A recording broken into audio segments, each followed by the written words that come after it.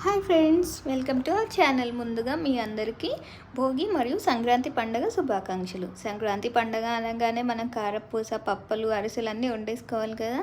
అందుకనే పైన ఉన్న పొయ్యి కిందకి దింపేసి చకచక కారపూస వండేసాం.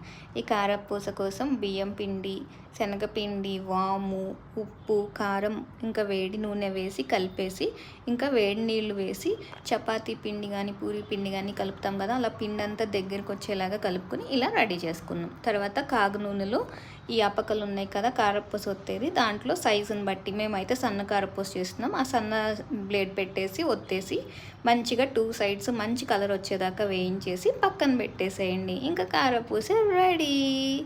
ఇంకా మీరు కూడా మా ఛానల్కి సబ్స్క్రైబ్ చేసేయండి. ఈ పక్కనున్న సబ్స్క్రైబ్ బటన్ పెడితే సబ్స్క్రైబ్ అయిపోతారు. ఇంకా పక్కనే ఉన్న బెల్ ఐకాన్ నొక్కేసి ఆల్ సెలెక్ట్ చేస్తే మా వీడియోస్ అన్నీ మీరు చూసేయచ్చు.